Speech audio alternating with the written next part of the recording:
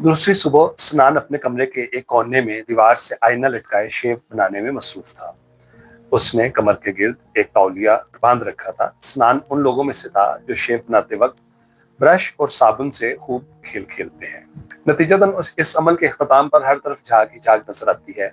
शेव का सामान और उनका अपना जिस्म इसकी जद में आते ही है, मगर गुसल खाने के दरो दीवार पर भी जदीद मुसव्वरी के कई शाहकार जन्म ले लेते हैं। इसी सूरत हाल से निपटने के लिए वो शेव बनाते हुए सिर्फ एक तौलिए में ही मलबूस था। पानी ठंडा होने की वजह से झाग गाढ़ी नहीं बन रही थी। एक मरतबा रेजर इस्तेमाल करने के बाद वो दूसरी बार साबुन अपने चेहरे पर फैला रहा था कि दरवाजे पर दस्तक हुई।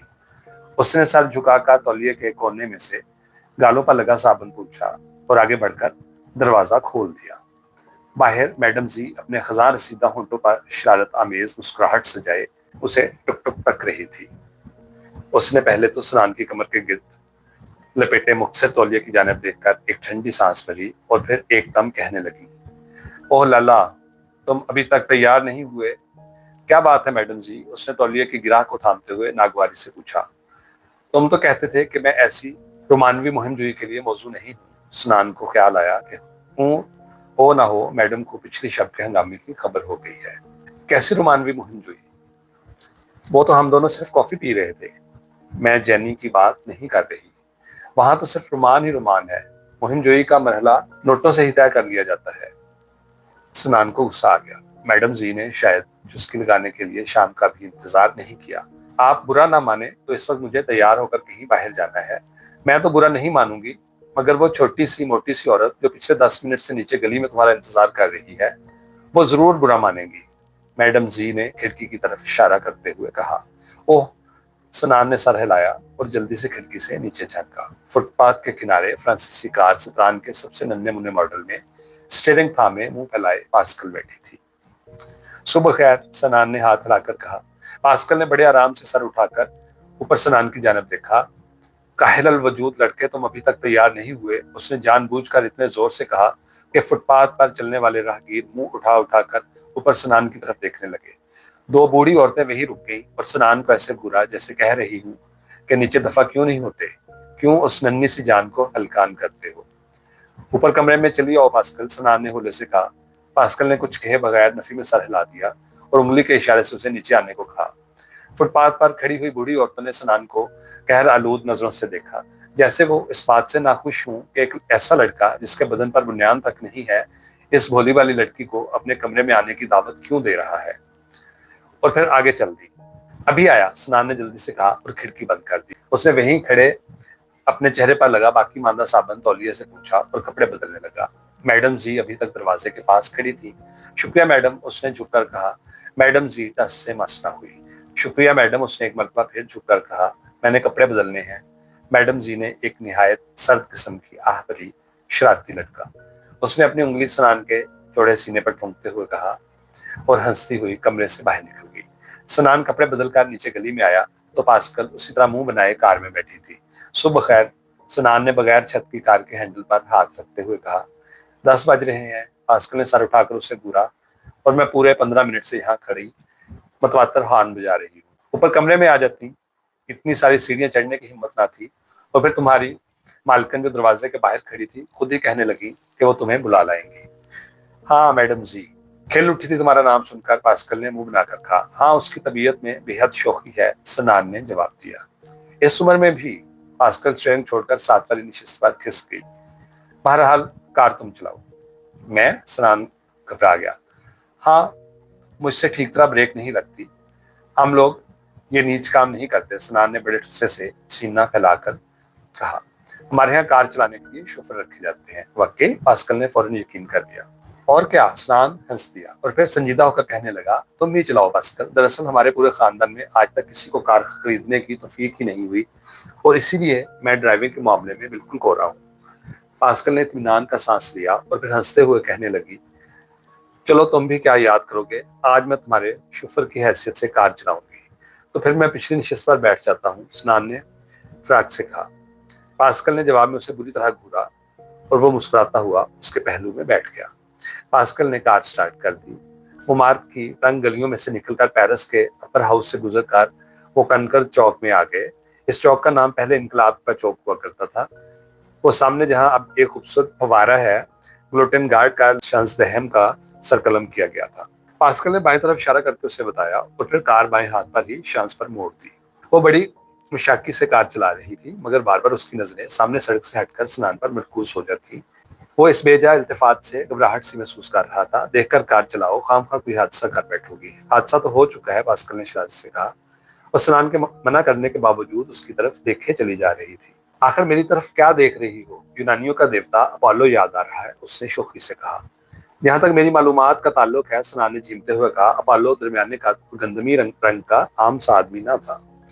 वक्त वक्त की बात है, पास्कल की आंखों में शरारत नाच रही थी। ये कार तुम्हारी है? स्नान इस मौजूद से छुटकारा हासिल करना चाहता था। नहीं, खाला की है, पास्कल ने जवाब दिया। मेरी टांग में अभी तक दर्द हो रहा था, इसलिए मैंने उनसे मांग ली। आज ज्यादा नहीं चल सकती, सिर्फ बैठ सकती हूँ। मैंने कहा था ना, मैं सिर्फ तब तक ही हसीन लगती हूँ जब तक किसी कहवा खाने के कोने में बैठी। तुमने अब अगर इस किस्म की कोई बात की तो मैं कार से नीचे उतर जाऊंगा। चलती कार से? सनान ने दरवाजे के हैंडल पर हाथ रखकर धमकी दी। नहीं करूंगी। पास्कल ने अपना दायां हाथ इस तेजी से ऊपर उठाया जैसे उसे किसी ने बंदूक दिखा दी हो। वादा? हाँ बिल्कुल वादा। पास्कल ने अपनी आदत के मुताबिक बच्चों की तरह सर हिलाकर इकरार किया। सनान ने हैंडल छोड़ दिया और जेब से सिगरेट निकालकर सुलगा दिया। पास्कल आज सफेद देश के एक निहायत दीदा जेब लिबास में मलबूस थी और उसने अपने कटे हुए सुनहरी बालों के ऊपर नीले रंग का एक रेशमी रुमाल बांध रखा था। लंबी पलकों पर हल्के नीले रंग के मेकअप से उसकी आंखों की नीलाहट और भी उजागर हो गई थी। आज फिर मौसम बेहद खुशगवार था और पूरा शहर चमकीली धूप में नहाया हुआ था। आज कहाँ जाने का इरादा है? पेरिस से बाहर फाउंटेन ब्लू का रोमानी जंगल है, जहाँ किसी जमाने में फ्रांसीसी बादशाह शिकार खेला करते थे। क्या ख्याल है? वहां जाकर क्या करेंगे? पाकिस्तानी लड़कियां जंगलों में जाकर क्या करती हैं? पाकिस्तानी लड़कियां सिरे से जंगलों में जाती ही नहीं, कम से कम लड़कों के साथ नहीं जाती। सनान ने हंसकर कहा, वैसे आज तुम पर यह पाबंदी आयद नहीं होती क्योंकि तुमने झुमके नहीं पहन रखे। हाँ शायद तुम ठीक ही कहते हो। वहां जाकर क्या करेंगे? और फिर मुझे वहां बहुत ज्यादा चलना पड़ेगा। उनकी छोटी सी कार शांस की ट्रैफिक के हुजूम में बिल्कुल रेंग रही थी। उनके आगे और पीछे कारों और टैक्सियों का एक समंदर रवा था। सड़क के साथ फुटपाथ पर बेहद रौनक थी। तमाम कहवा खाने भी फंसे पड़े थे। अहले पेरिस की अक्सरियत इस चमकीले दिन की खूबसूरती का हिस्सा बांटने के लिए घरों से बाहर निकल आई थी। स्नान को ख्याल आया कि पेरिस में आमद के पहले रोज बुए डी बोलोन के इलाके में से गुजरते हुए उसे वहां कितनी खूबसूरती और सुकून का एहसास हुआ था, और उसने वहां एक रोज वापस आने के बारे में सोचा था। शहर से बाहर दरियाए सीन का पानी भी उजला और शफाफ होगा। उसके अलावा पास्कल का फ्लैट भी तो उसी इलाके में था। क्यों ना आज बुए डी बोलोन में दरियाए सीन के हरे भरे और पुरसकून किनारों पर पिकनिक मनाई जाए।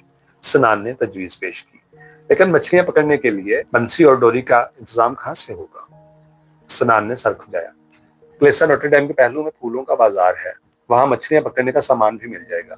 पास्कल ने स्टेरिंग पर हाथ मारते हुए खुश होकर कहा और कार वहीं से वापस कनकोर चौक की तरफ मोड़ दी। पास्कल के हरकत पर बाकी कारों के ड्राइवरों ने बेहद बुरा मनाया, क्योंकि शांस पर इस तरह मुखालिफ समत में कार मोड़ना खिलाफ कानून था। इस खफी का इजहार उन्होंने अपने हॉर्न बजा जाकर करना शुरू कर दिया। पास्कल ने सिर्फ नाक सेट कर मुस्कुरा देने पर ही ये तमाम हॉर्न खामोश कर दिए। भला एक खूबसूरत लड़की को इतना भी हक हासिल ना था कि वो कानून में थोड़ा सा रद्दोबदल कर सके। साबित हुआ कि फ्रांसीसी मर्द कानून से ज्यादा हुस्न का एहतराम करते हैं। तुम अपनी खूबसूरत मुस्कुराहट का नाजायज फायदा उठाती हो। सनान ने पीछे मुड़कर उन तमाम ड्राइवरों की तरफ एक नजर की जो हॉर्न बजाने के अलावा अपनी कारें चलाना भी भूल चुके थे। यह तो कुछ भी नहीं। पास्कल फिर मुस्कुरा दी। मैंने आज तक सैकड़ों बार गलत जगह पर कार खड़ी की, ट्रैफिक की रोशनियों का कभी ख्याल नहीं रखा, मगर फिर भी आज तक मेरा चालान नहीं हुआ। फ्रांसीसी पुलिस के सिपाही को भी यही रिश्वत दी जाती है। बुरी बात। सनान ने अपनी नापसंदीदगी का इजहार सर हिलाकर किया। कनकॉर्ड के चौक में पहुंचकर पास्कल ने कार दाएं हाथ मोड़ दी और वो एक पुल पार करके शहर के जजीरे में आ गए। सीन एक जगह दो शाखों में बट जाता है और चंद सौ गज के फासले पर दोबारा मिल जाता है। इन दो शाखों के दरमियान ये छोटा सा जजीरा शहर का जजीरा कहलाता है। क्लेसा नोटरडेम और फूलों का बाजार भी यहीं पर वाक़या है। फूलों के बाजार के दोनों तरफ लकड़ी के खोखों में ताजा फूलों के अंबार लगे होते हैं। ये फूल पेरिस के गिरदोनवाह में उगाए जाते हैं और सुबह सवेरे घोड़ा गाड़ियों और ट्रकों में लादकर यहाँ पहुंचा दिए जाते हैं। फूलों के बाजार के साथ एक बाजार सिर्फ परिंदों की खरीदो फरोख्त के लिए मखसूस है। खोखों के बाहर खड़े दुकानदार फूलों के नाम और उनकी कीमतों की आवाजें लगा रहे थे। एक पिस्ता का दुकानदार जिसके हाथ में जर्द गुलाब का एक गुलदस्ता था। सनान की तरफ देखकर मुस्कुरा दिया और फ्रांसीसी में कुछ कहा। सनान खड़ा हो गया। जर्द गुलाब बेहद खूबसूरत लग रहे थे, क्यों ना पास्कल के लिए खरीद लिए जाए। उसने आगे बढ़कर दुकानदार से कीमत दरियाफ्त की तो मालूम हुआ कि 20 फ्रांक के हैं। चनाचे फौरन इरादा तर्क कर दिया और सिर्फ एक फूल खरीदने पर ही इत्तेफाक किया जो 2 फ्रांक में पड़ा। पास्कल इस दौरान में मछलियां पकड़ने का सामान तलाश करती रही जो बिलाखिर बाजार के सिरे पर वाक़या एक गलीज खोखे में ऊँगते हुए फ्रांसीसी बूढ़े से दस्तयाब हो गया। दरिया सीन में मछली का शिकार खेलने के लिए कम से कम कितना सामान दरकार होगा, सनान ने बूढ़े के आराम में मुखल होते हुए दरियाफ्त किया।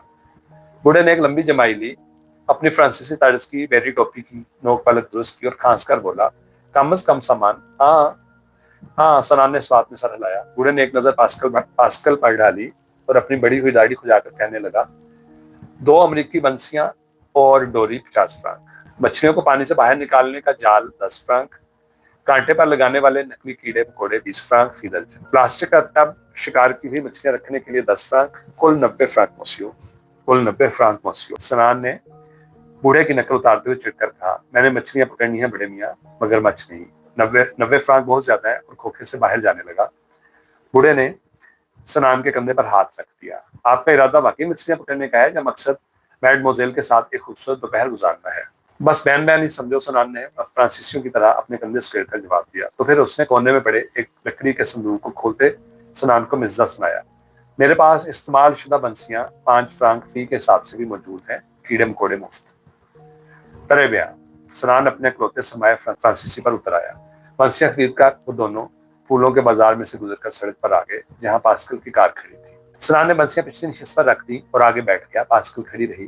क्या बात है, कार में क्यों नहीं बैठती? तुमने मछलियों के खाने के लिए तो नकली कीड़े मकोड़े खरीद लिए हैं, मगर अपने लिए कुछ नहीं खरीदा। अगर मैं गलती पर नहीं तो पिकने के लिए खुराक की भी जरूरत होती है। दुरुस्त फरमाया पास्कल बीबी।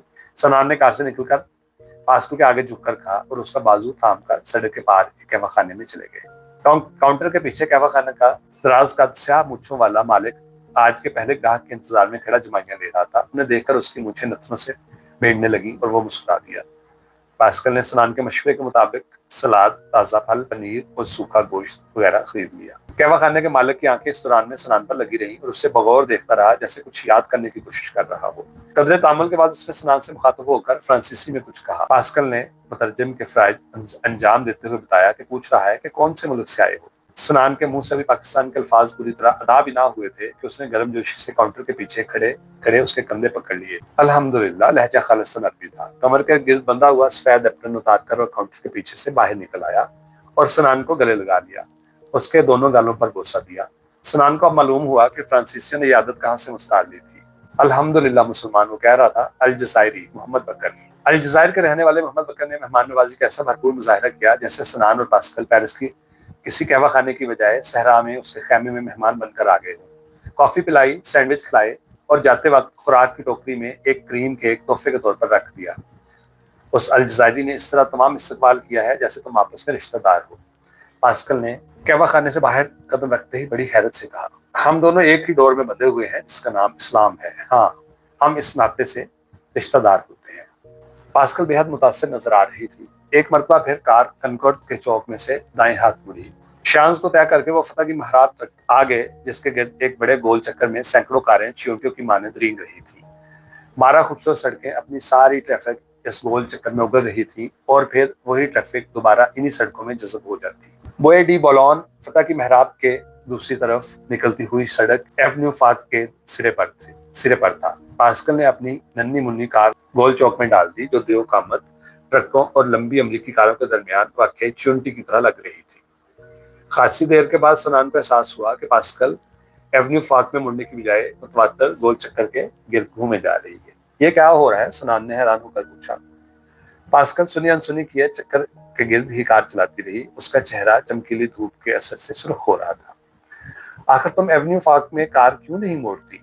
यूं फतह की महराब के गिर्द बेमकसद चक्कर क्यों काट रही हो? सनान ने फिर पूछा। मैं आज बेहद खुश हूँ, पास्कल ने उसकी तरफ देखे बगैर जवाब दिया। मान लिया, मगर हम पिछले 10 मिनट से एक ही दायरे में घूम रहे हैं। मैं अगर रक्स नहीं कर सकती तो क्या हुआ? पास्कल की नीली आंखें चमक रही थी। कम से कम कार में बैठकर एक दायरे में तो घूम सकती हूँ। 1 2 3 और घूम जाओ। 1 2 3 और। पास्कल 1 2 3 के अल्फाज जल्दी से अदा करती और फिर घूम जाओ कहते कहते पूरी महराब के गिर्द चक्कर काट लेती। सनान इस सूरत-ए-हाल से बेहद परेशान हुआ और उसे बड़ी मुश्किल से समझाया कि अक्सर कारों के ड्राइवर उन्हें बुरी तरह घूर रहे हैं, बल्कि अभी अभी ट्रैफिक के सिपाही ने उनकी इस हरकत को देखकर सीटी भी बजाई है। बिलाखिर पास्कल ने कार एवेन्यू फाक में मोड़ दी और वो न्योली के पुल से दाएं हाथ होकर बोए डी बलौन के इलाके में आ गए। पास्कल का फ्लैट पीछे रह गया था। उन्होंने फुटपाथ के किनारे पर कार खड़ी की और उसी रास्ते पर चलना शुरू कर दिया जहां चंद रोज कबल सनान कैंपिंग की तलाश में सरगर्दा था। उसके एक हाथ में खुराक की टोकरी झूल रही थी और कंधों पर बंसियां उठा रखी थी। पास्कल सहारे के बगैर उसके साथ साथ चल रही थी। कितनी अजीब बात है कि मैं यहाँ पास ही रहते हुए भी कभी इस तरफ नहीं आई, पास्कल कह रही थी। और मैं, सनान ने खुराक की टोकरी जब कदरे वजनी लग रही थी दूसरे हाथ में मुंतकिल करते हुए कहा, इतनी दूर रहते हुए भी आज यहाँ आ निकला हूँ। सिर्फ मेरे लिए, है ना सनान? तुम इतनी दूर से यहाँ सिर्फ मेरे लिए आए हो? पास्कल खड़ी हो गई। हाँ, सिर्फ तुम्हारे लिए। सनान ने उसका बाजू थाम लिया और वो दोनों फिर चलने लगे। थोड़ी दूर चलने के बाद रिहायशी मकानों और हाउस बोटों का सिलसिला खत्म हो गया। अब फुटपाथ के साथ साथ एक आहनी जंगला जा रहा था, जिसके साथ एक सरसब्ज ढलवान नीचे दरिया तक जाती थी। चंद गज के फासले पर जंगले के दरमियान एक सफेद रंग का फाटक दिखाई दिया। सनान ने फाटक का भारी कुंडा खोल दिया और वो पत्थर की बनी हुई सीढ़ियों से उतरकर नीचे दरिया की सतह तक आ गए। फुटपाथ और सड़क पर वाक़या रिहायशी मकान नजरों से ओझल हो चुके थे और उनकी जगह अब सिर्फ सब्जे की तहें और दरख्तों के झुंड थे। सामने दरिया सीन बह रहा था। शहर के दरमियान में से गुजरने वाले दरिया के हिस्से की निस्बत यह हिस्सा ज्यादा खूबसूरत और पुरसकून था। यहाँ दरिया के साथ साथ चौड़े फुटपाथ की बजाय सिर्फ घास और जंगली बेलें थी। शहर में बहने वाला दरिया शहरियों की मानंद आरास्तों पे रास्ता था। सीमेंट के फुटपाथ, बैठने के लिए लकड़ी के बेंच, इर्द गिर्द तारीखी इमारतें और फिर दर्जनों खूबसूरत पुल। लेकिन यहाँ वही दरिया एक देहाती दोशीजा की मानंद था जिसका हुस्न सिर्फ कुदरती माहौल में निखरता है। दरिया के साथ साथ दूर तक शाहबलूत और बैत के घने दरख्त खड़े थे।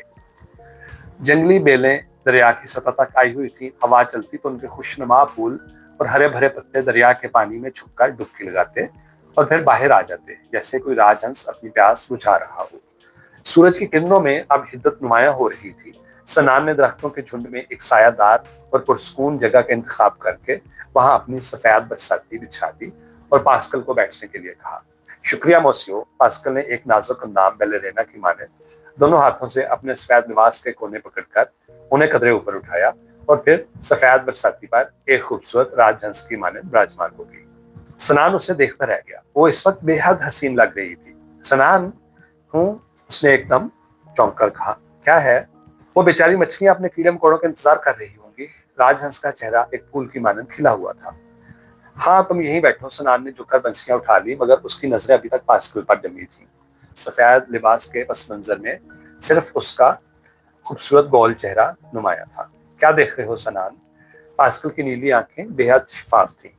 बस यूनानी देवमाला के बारे में मेरी मालूमात तुम्हारी तरफ वसी नहीं, वरना मैं भी किसी हसीन देवी से तशवीर दे देता। पास्कल ने फौरन नजरें झुका ली। वो बेचारी मछलियां। जाता हूँ भाई, सनान हंस दिया। वो बंसियां नकली कीड़े मकोड़ों की डिबिया लेकर जाने को था कि उसे कुछ याद आ गया। फूलों के बाजार से खरीदा हुआ कागज में लिपटा जर्द गुलाब अभी तक उसकी जेब में था। पास्कल, उसने जेब में हाथ डाला और राजहंस पर झुक गया। सनान, लोग देख रहे हैं। पास्कल एकदम घबरा गई। तुम गलत समझ रही हो। सनान मुस्कुरा दिया और जेब में से गुलाब का फूल निकाला और पास्कल के सफेद लिबास पर लगा दिया। मैंने तुम्हारे लिए फूलों के बाजार में से खरीदा था। शुक्रिया। उसने गर्दन झुकाकर फूल की महक महसूस की। लोग लोग देख भी रहे हूं तो क्या फर्क पड़ता है?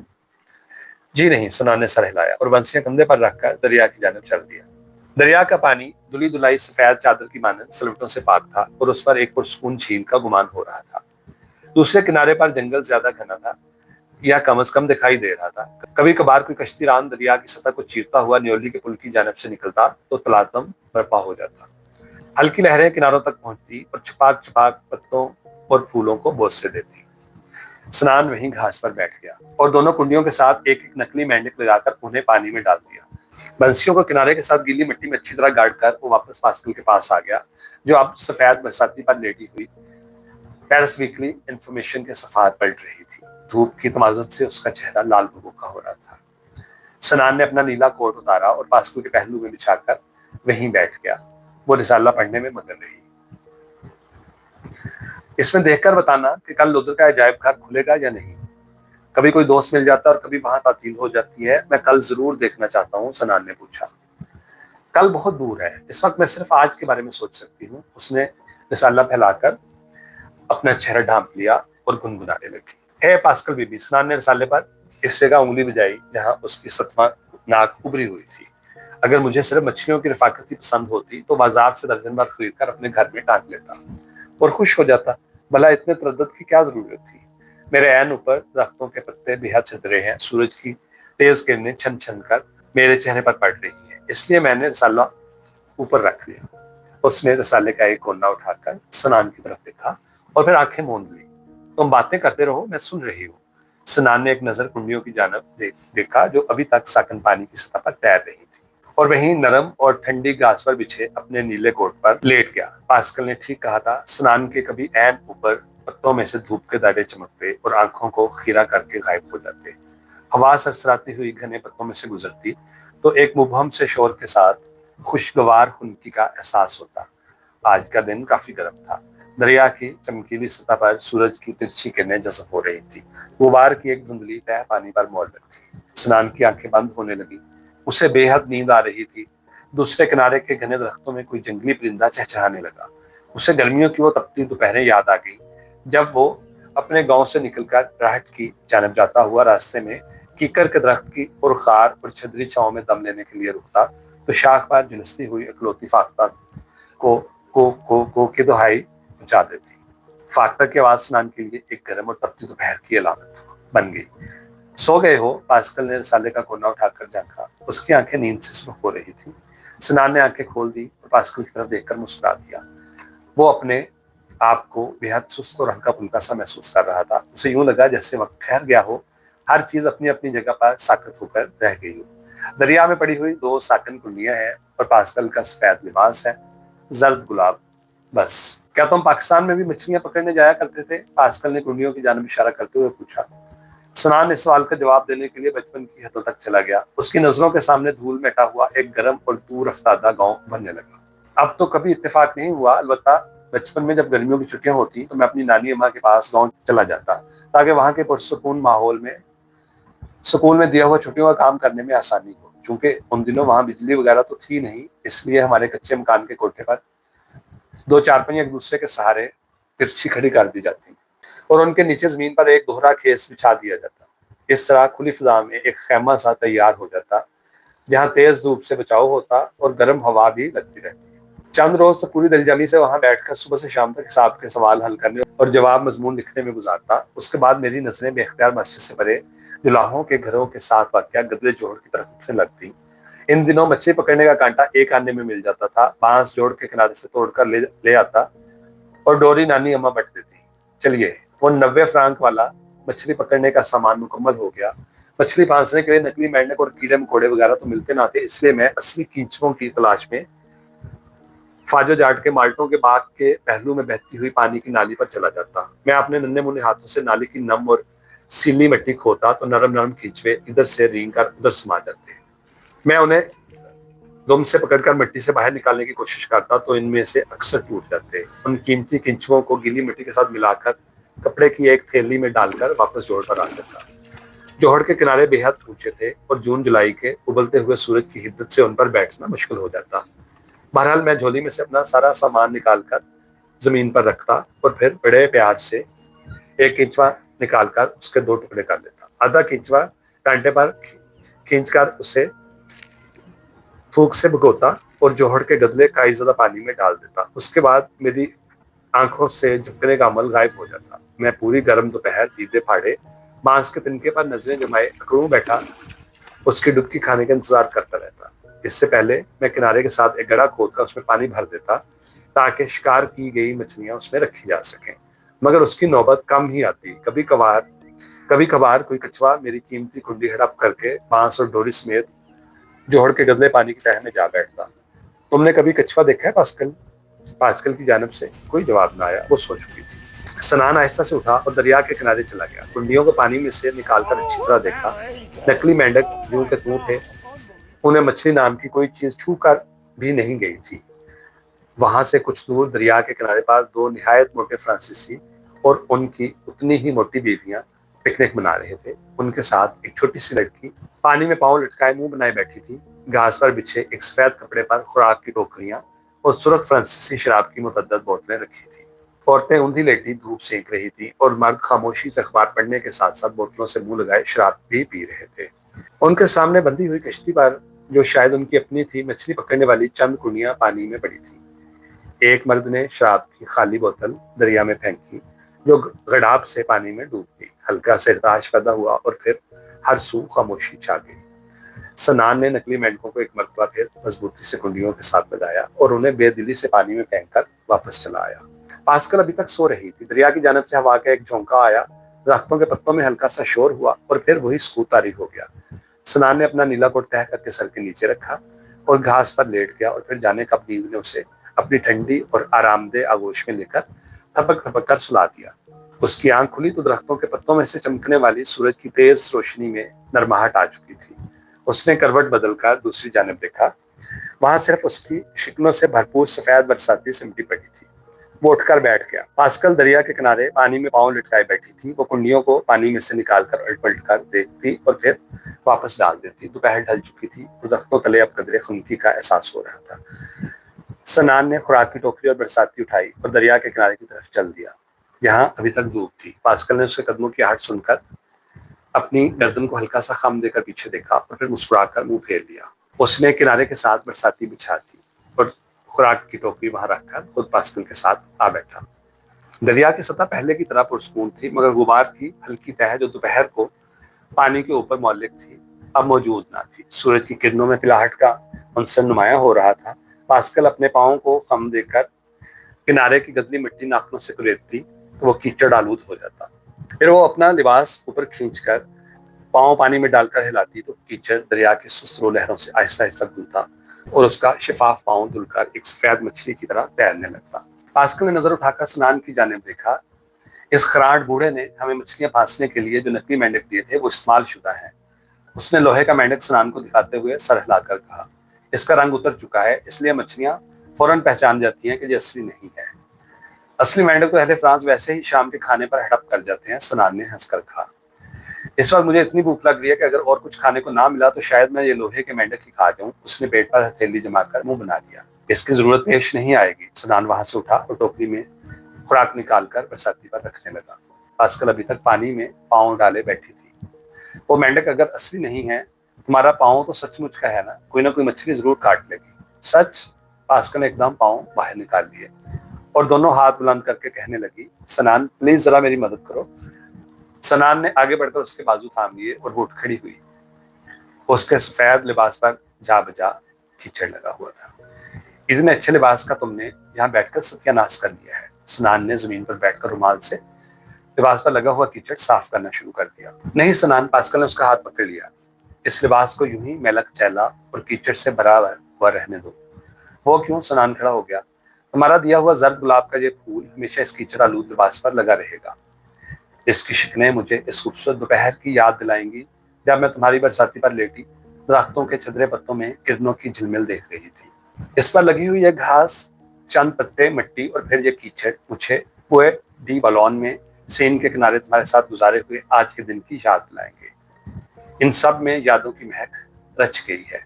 सनान ने कीचड़ से भरा हुआ रुमाल जेब में डाल लिया। तुमने खुद ही तो कहा था कल के बारे में नहीं सोचा करती। ये कल की बात तो नहीं सनान, ये तो आइंदा सदियों के तज़किरे हैं। बहरहाल सनान बरसाती पर बैठ गया। तुम जरूर इस कीचड़ आलूद लिबास को यूं का तू संभाल कर रख लो, मुझे कोई एतराज नहीं। बल्कि ये मोहम्मद बकर अल जज़ायरी का दिया हुआ केक भी आइंदा सदियों के लिए रख छोड़ो, ये तो अभी खाया जाएगा। पास्कल को एकदम अपनी भूख याद आ गई और वो सनान के पास आ बैठी। खाने के बाद सनान ने सिगरेट सुलगा लिया। अब शाम होने को थी। दरख्तों के साए लंबे होकर दरिया के दरमियान चले गए थे। सामने वाले किनारे पर बैठे हुए लोग भी जा चुके थे। कश्ती पर आया हुआ फ्रांसीसी खानदान भी अब वहां मौजूद न था। वो एडी बलौन और दरियाए सेन के किनारों पर एक हल्की सुरमई चादर बिछ रही थी। हवा अब कदरे तेज हो चुकी थी और उनकी खुशगवार होने की बजाय अब हल्के हल्के बदन को काट रही थी।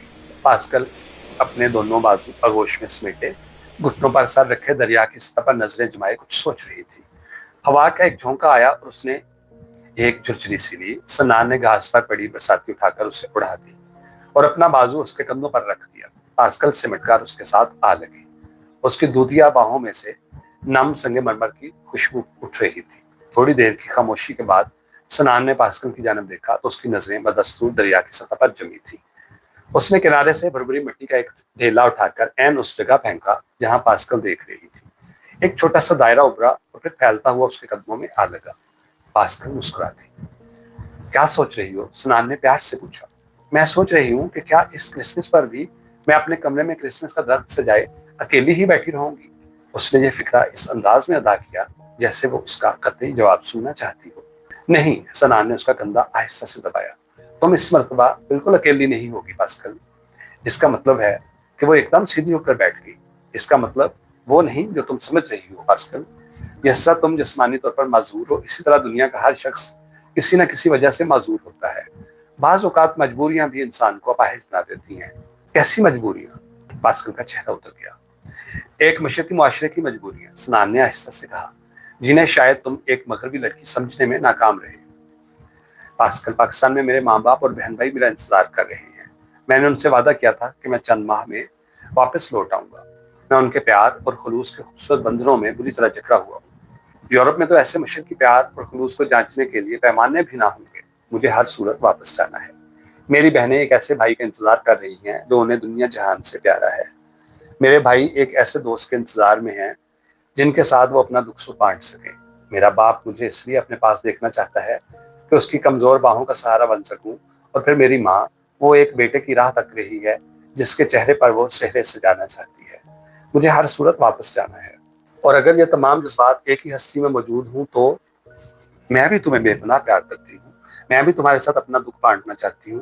میں بھی چاہتی ہوں کہ تم میری کمزور باہوں کا سہارا بن جاؤ، اور مجھے بھی زندگی کے طویل اور اذیت ناک سفر کے لیے ایک ساتھی کی ضرورت ہے۔ تم پھر کہو گے کہ ایک پاکستانی لڑکی اپنے جذبات کا اظہار اس طریقے سے نہیں کرتی۔ تم بھی بتاؤ سنان، میں اور کیا کروں؟ تم خود جانتے ہو کہ میرے احساسات تمہارے بارے میں پسندیدگی اور صرف دوستی تک ہی محدود نہیں رہے، ان میں شدت آ چکی ہے۔ ادھر تم نے کبھی بھی اپنے جذبات کا اظہار مجھ سے نہیں کیا۔ سنان، اگر تم صرف مجھے ایک مرتبہ یہ کہہ دو کہ تم مجھے پسند نہیں کرتے تو میں ابھی اسی وقت یہاں سے چلی جاؤں گی، لیکن اگر تمہارے دل میں میرے لیے تھوڑی سی جگہ بھی ہے تو پلیز کہہ دو۔ میں ترس گئی ہوں۔ پاسکل، تمہیں معلوم ہے کہ پیرس آتے وقت گاڑی میں نے ہی تم سے ملنے کی خواہش کا اظہار کیا تھا۔ سنان بہت سنجیدہ تھا اور رک رک کر باتیں کر رہا تھا۔ ایک خواہش جو پسندیدگی سے شروع ہوئی، پھر تمہاری طرح میرے احساسات بھی پسندیدگی اور دوستی کی حدیں عبور کر کے ایک طوفانی کیفیت سے دوچار ہو گئے۔ میں تم سے اپنے جذبات کا اظہار جان بوجھ کر نہیں کرتا رہا۔ مجھے معلوم تھا کہ میں ہر صورت یہاں سے چلا جاؤں گا۔ میں نہیں چاہتا تھا کہ میرے جانے پر تم ایک مرتبہ پھر اتھاہ گہرائیوں میں ڈوب جاؤ۔ سنان، ایک صورت اور بھی تو ہو سکتی ہے۔ پاسکل کی نیلی آنکھیں جذبات کی شدت سے جل رہی تھی۔ سنان نے اپنی ہتھیلی سختی سے لبوں پر جمائی۔ اسے معلوم تھا کہ پاسکل اب کیا کہنے والی ہے۔